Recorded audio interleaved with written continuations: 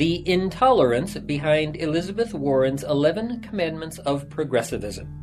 An audio Mises Daily by William L. Anderson, narrated by Alan Davis.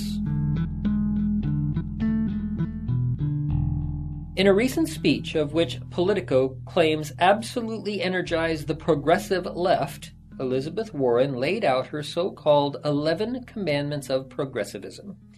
In what follows, I will first give Warren's commandment, and then explain how each so-called commandment cannot be implemented without official state violence and coercion. I emphasize that I am not going to use hyperbole or paint Warren in a false light. I am sure she is a nice person when one meets her. My point is not that Warren is nice or nasty, but rather that she espouses a political economy that is based on political favors for some, coupled with fierce intolerance toward many. The 11 Commandments. Number 1, we believe that Wall Street needs stronger rules and tougher enforcement, and we are willing to fight for it. For all of the financial misconduct that we have seen from Wall Street, the problem isn't a lack of regulation or a dearth of enforcement. No, the problem is that Wall Street is linked at the hip to the federal government and to the Federal Reserve System, which then uses Wall Street as a mechanism to pump cheap money into the system. At the same time, the state then protects Wall Street firms from the consequences that occur when investments in the financial bubbles the Fed creates fail. Progressive populists like Warren claim to abhor the tax-funded bailouts, but they don't object to the inflationary actions of the Fed, nor do they call for a halt to the symbiotic relationship between Wall Street and K Street. Yes, they might complain about the relationship, but at no time has Warren, or any of her ilk, ever called for a severing of the ties between Washington and Wall Street. What Warren actually is saying is this: we want the state to have an even greater role in directing investments and determining the outcomes. And when the outcomes invariably fail, as we can expect central planning to do, then we demand ever more of the same. The results may be economically disastrous, but they provide marvelous political theater. Warren never will endorse free markets on Wall Street, and neither will Wall Street, which I believe to be instructive. Nothing would provide better discipline for the markets than free markets. But Warren is not interested in market discipline. She is interested in the markets being forced to provide outcomes that violate economic laws, and then demanding even more government coercion when disasters inevitably occur.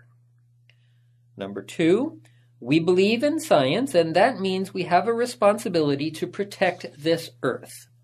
Warren obviously is referring to the fact that not all scientists believe we are in the middle of catastrophic global warming, and that makes her mad. In fact, it makes Warren so angry that she wants the state to intimidate scientists that don't go along with Washington's predetermined scientific outcomes. One does not believe in or not believe in science. Science is not or should not be a deity. Science is about using certain consistent methods to ascertain and test various theories about the natural world. It is also about determining probabilities for certain repeatable events, and it should never be hijacked by politicians for their own uses.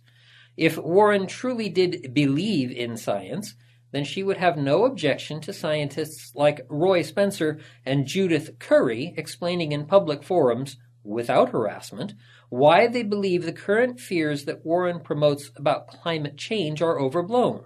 You see, in real science, the discussion is never over.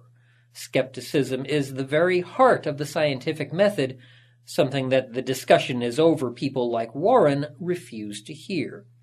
What Warren means is that governments should fund scientific research and that the research should reflect what politicians like Warren want it to reflect.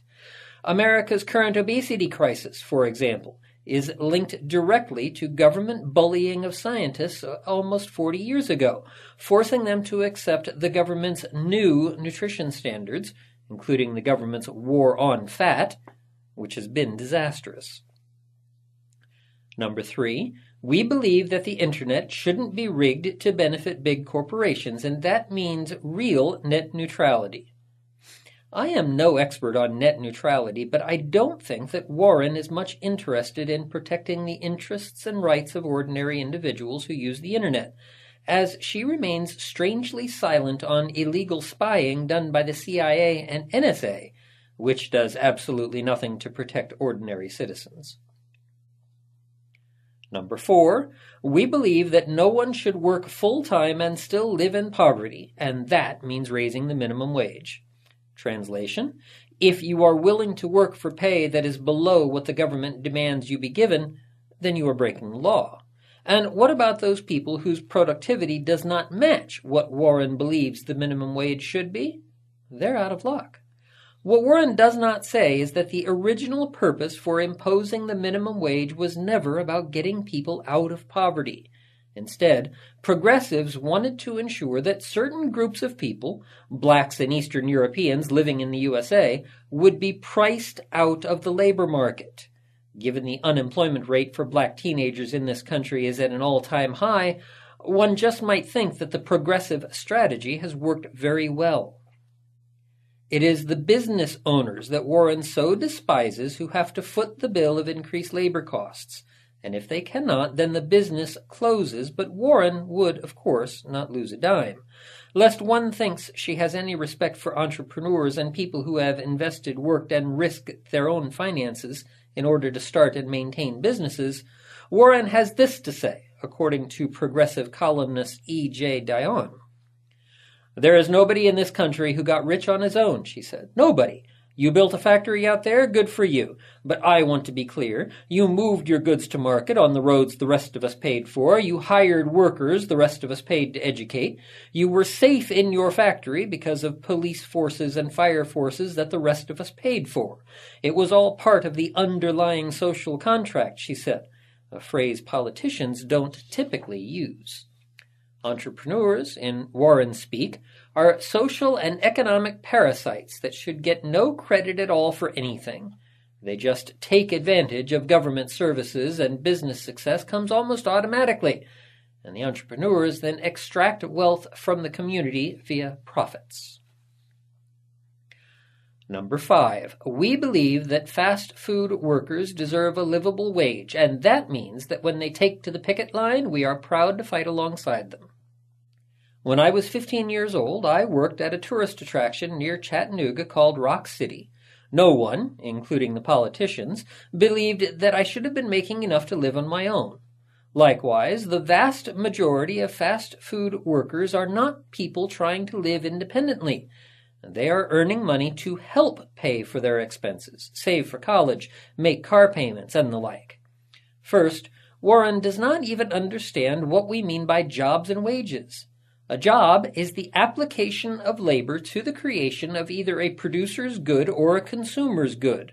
A wage is the payment given to the owner of the labor services for that particular service. It is nothing more than that.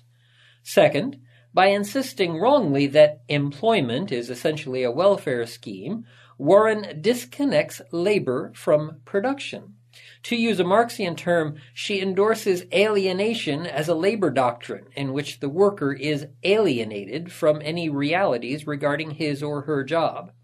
According to Warren, the job is nothing more than an income stream to the worker, with the stream having no connection at all with the value of what the worker produces. If we were to take the reality, based upon laws of economics, of Warren's statement, we get this. If you are willing to work for less than what the state declares to be a living wage, you will not be permitted to work at all, and should you seek employment without permission from the state, we will treat you like a criminal.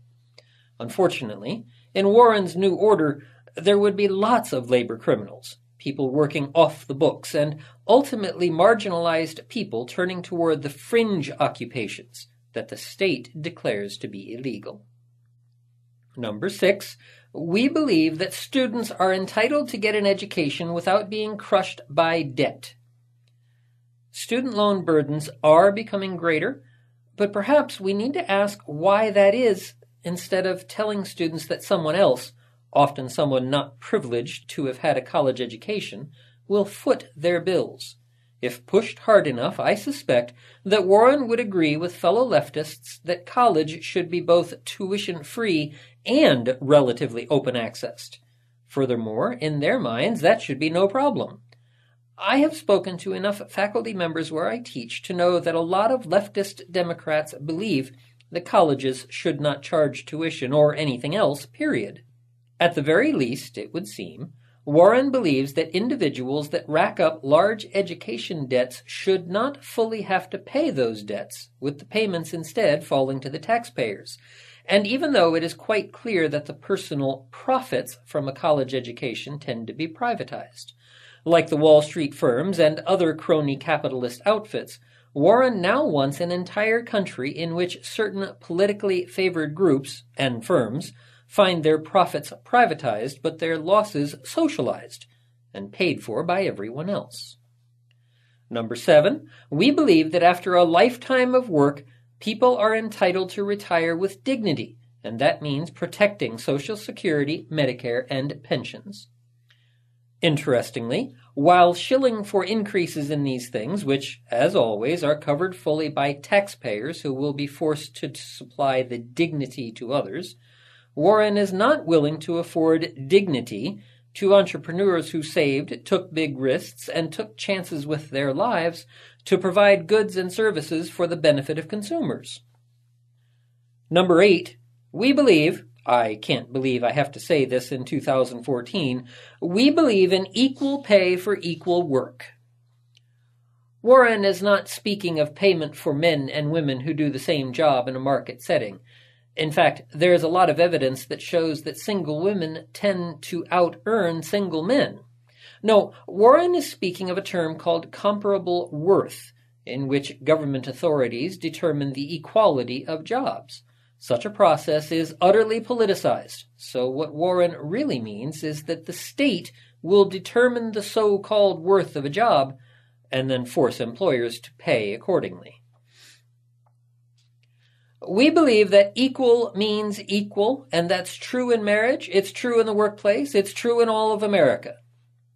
If Warren meant getting the state out of the marriage business, I would support her point here. However, judging from all of her rhetoric, what she means is that everyone else should be forced to accept her definition of marriage, and anyone who does not will be fined or even arrested for holding on to dissenting views.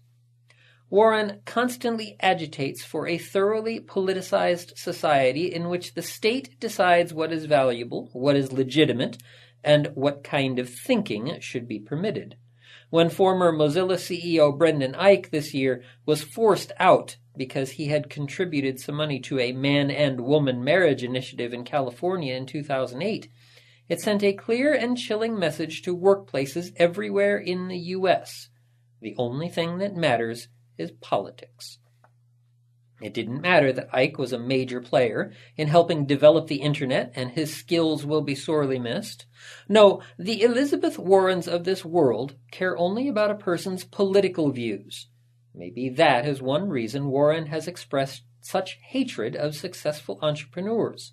They succeed outside of political ideology. Number 10, we believe that immigration has made this country strong and vibrant, and that means reform. Because the current immigration situation is a hot-button item that I would prefer not to touch, given that I can see arguments on both sides, I will only say that Warren's vision of unlimited immigration into an absolute welfare state would be a disaster. Warren has shown no proclivity to putting any limits on welfarism, and given her political record, I believe she sees new immigrants as a source of political support exchanged for welfare benefits. Point number 11, and we believe that corporations are not people, that women have a right to their bodies. We will overturn Hobby Lobby and we will fight for it. We will fight for it. The Hobby Lobby decision was quite limited, and the implications of the decision certainly did not call for the totally unhinged reaction Warren and others had. The U.S. Supreme Court did not prevent anyone from receiving birth control devices or anything else. All it said was that there were 4 kinds of devices or chemical compounds which abortion opponents call abortifacients, that certain employers could be exempt from providing free of charge for employees. It does not prohibit Hobby Lobby employees from purchasing those particular chemicals or devices. The decision only says that Hobby Lobby does not have to pay for them, given the religious nature of the company's owners and the fact that it is a tightly held corporation. Please understand what Warren is saying. The owners of Hobby Lobby have no rights. They are not people. Only those with views similar to Elizabeth Warren have rights.